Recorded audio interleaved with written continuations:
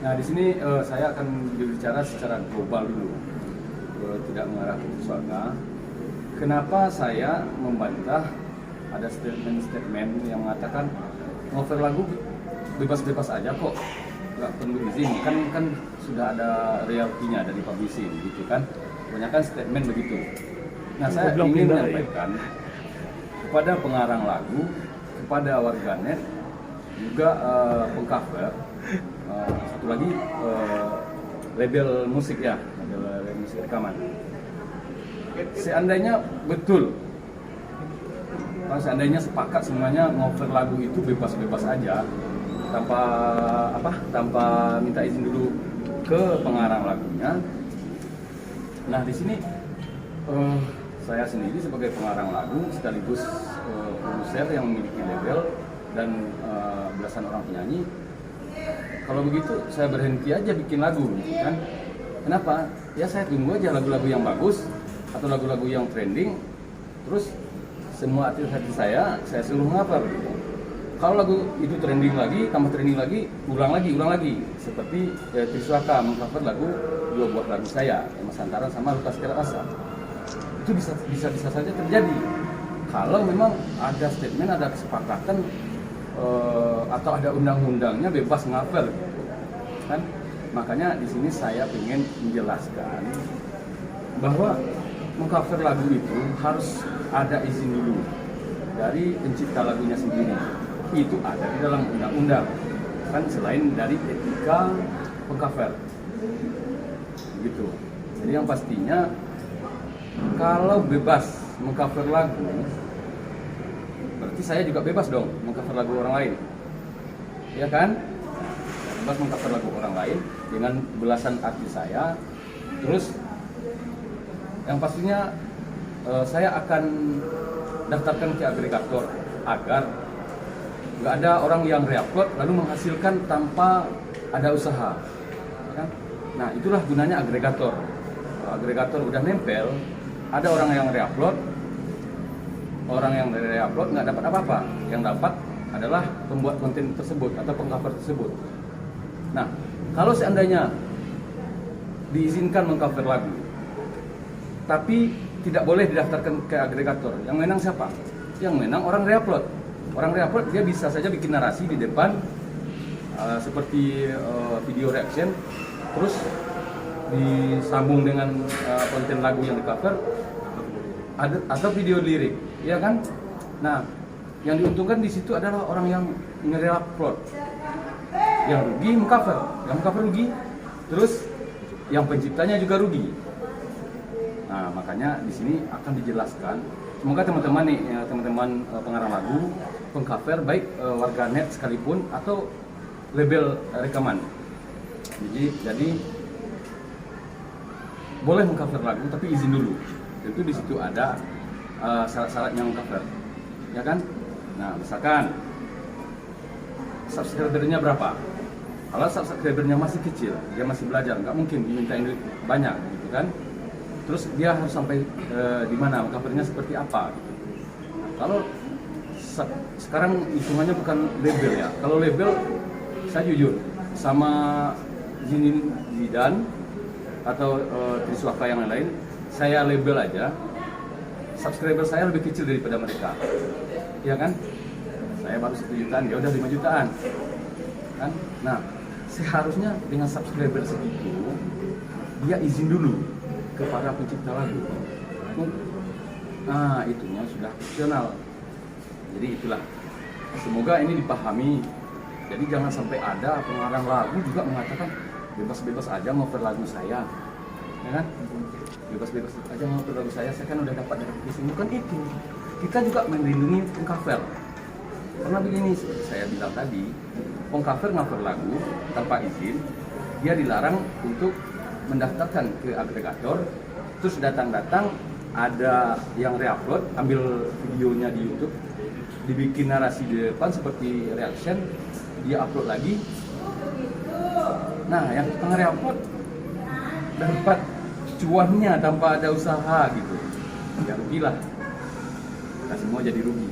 Label pun akan ikut rugi. Label yang pernah membeli seperti lagu saya, membayar izin, yang jutaan rupiah satu kali izin pakai, ya kan, dikalahkan oleh orang yang over terus orang yang reupload. Viewernya lebih kalah ya, lebih rendah ya dari orang over dan reupload. Kan nggak enak, orang udah bayar izin.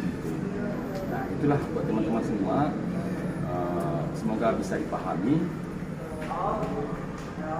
Warganet juga harus paham ini. Akhiri itu hujat-menghujat perselisihan di media sosial. Itulah yang sebenarnya, dan itulah yang saya perjuangkan saat ini bersama kuasa hukum kami. Kenapa harus ada organisasi kami? Karena itulah yang kami perjuangkan. Oke Bang, apa reaksi Abang ketika tahu lagu Bang? Ada kekecewaan ya?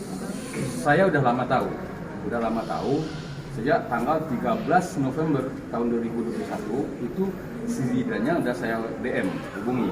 Karena diabaikan, entah nggak dibaca, saya kasih ke manajer saya nanti tanggal 14-nya menghubungi manajernya si Zidan, gitu kan. Ternyata masih diabaikan. Terus ada lagi Triswaka, manajernya masih mengabaikan ajakan kami silaturahmi di Padang. Terus satu lagi terakhir, publisher saya. Publisher itu kan lembaga kolektif ya, lembaga kolektif. Publisher saya pun diabaikan, bahkan monetisasinya dimatikan. Suatu kami ingin mengkolek royalti secara otomatis, akhirnya dicarilah jalan mengkolek secara manual. Bang, ada kerugiannya berapa sih Bang? Kalau kerugian sih nggak saya hitung gitu. Ya, saya nggak tahu juga hasil pendapatan channel dia berapa, nggak tahu. Sebenarnya kalau kerugian secara material tentu tidak ada. Ya, secara finansialnya hitung-hitungannya nominalnya tentu nggak ada. Karena ini setiap hari akan bertambah. Ya namanya YouTube, setiap viewer nambah dia tambah. Kan? Tapi secara undang-undang, kalau pemakaian lagu tanpa izin itu tentu kuasa hukum saya tahu, terus publisher saya lebih tahu lagi, semuanya pasti tahu bahwa itu adalah undang-undang hak cipta, ya kan, undang-undang hak cipta yang dilindungi oleh negara. Di situ kalau nggak salah, kalau membuat pelanggaran terhadap hak kekayaan intelektual seseorang itu udah pasti kalau nggak salah 1 M ya, satu kali membajak atau satu kali memakai karya orang tanpa izin. Tapi kan satu kali. tadi Abang bilang kan ketika mau monet Ya. nah, itu kan akhirnya kan terhambat ya untuk finansial di finansial di Abang sendiri. Ya, waktu itu monetnya dimatiin. Nah. Ketika kami mengejar secara auto gitu. Klaimnya secara auto. Itu monetnya dimatiin atau entah memang mati sendiri, kami nggak tahu. Pasti matiin, tapi sekarang kira nggak lagi ya. Ya, udah lagi. Kan dia sendiri kalau dimatiin. Kan? Jadi dari situ kita udah tahu niat baik, mana yang niat baik, mana yang enggak. Kan? Seharusnya kalau niat baik, ketika kami tidak pernah mengejar dengan bahasa kamu harus bayar izin. Belum pernah, sampai sekarang belum pernah. Kami mengajak kerjasama secara baik-baik, gitu kan. Logikanya begini, kalau kami ajak kerjasama, mungkin lebih baik untuk kami daripada kami nagih izin. Dan baik juga buat dia, karena apa? Saya punya label, dia masuk ke label saya. Dia punya nama, ya kan? Triswaka, Zidan, dan kelompoknya ini punya nama. Itu kan, masuk ke label saya naik, channel saya naik, dia naik gitu kan. Kan baik kalau kita secara silaturahmi secara baik-baik, izinnya baik-baik. Ya namanya seniman, ini kita semua wartawan semua rame nih, kan pasti ada hubungan satu-satu ya kan. Seniman begitu juga, silaturahmi juga seharusnya memang begitulah seniman. Tapi mungkin karena dia masih kecil, masih umurnya masih baru, dia masih junior kan. Nah inilah yang nanti akan dia harus pelajari bagaimana bergaul dengan seniornya. Ada berapa lagu Bang yang di cover? Ya, Lagu kalau yang di cover 2 lagu. 2 lagu. Judulnya? Baru 2 lagu. Tapi berulang-ulang. Judul lagunya apa aja Pak? Emas Hantaran sama Luka Sekerat Rasa. Tapi berulang-ulang sampai 30 kali lebih di kelompok mereka begitu kan. Kalau saya rasa mungkin teman-teman semua merasa kalau cover itu 30 kali atau berapa sih? Kira-kira ulang. Iya kan, berulang dengan lagu yang sama. Oke Bang, apa mengcover ini masuk ke dalam ranah pembajakan dalam dasar undang-undang ya Bang? Sebenarnya iya. Cover itu sebenarnya masuk ke ranah pembajakan. Itu pengambilan hak kekayaan orang lain tahu kalau kita izin.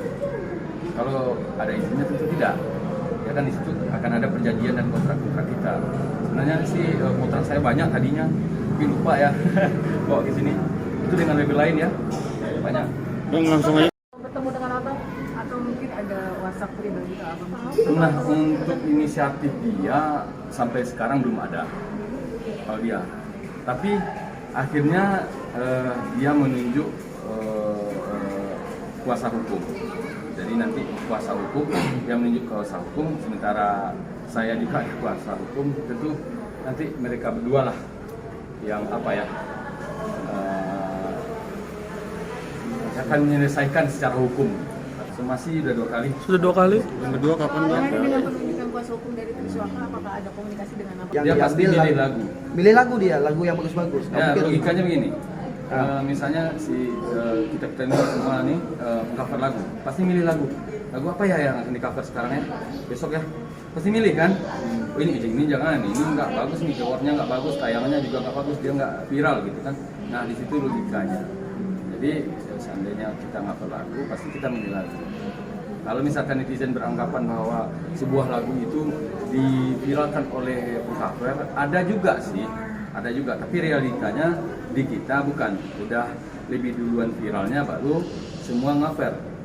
Dan sebelum di cover oleh Triswaka, Zidan dan apa mereka, itu label yang membeli udah puluhan, yang membayar izin udah puluhan sebenarnya. Oke. Ya Bang, terakhir lagunya bisa dinyanyiin Bang biar masyarakat tahu Oh, gitu? kalau lagu yang dicover oleh pihak lagunya apa Oke. aja Bang? Weh, viral juga dong lagu ini jadi Ya, jadi kan abang sendiri yang tapi pernah dari lagu. suara abang ya, Iya. lagunya udah kenal semua pasti. Tapi ini dari suara abang sendiri karena abang memang PJK-nya bukan penyanyinya, agak jadi sedikit apa. Berakhir sudah impian cinta, tinggallah puing-puingnya. Mimpi yang indah tak jadi nyata, terkikis ombak menerpa. Ya, Itu tadi judulnya apa, Bang? itu judulnya Emas Hantaran. Satu lagi Luka Sekerat Rasa. Rela aku terima keputusan darimu untuk memilih dirinya dan meninggalkan aku dalam semak berduri, tergores dan terperi saat ku terucap diri. Oke Bang, dalam menciptakan lagu ini butuh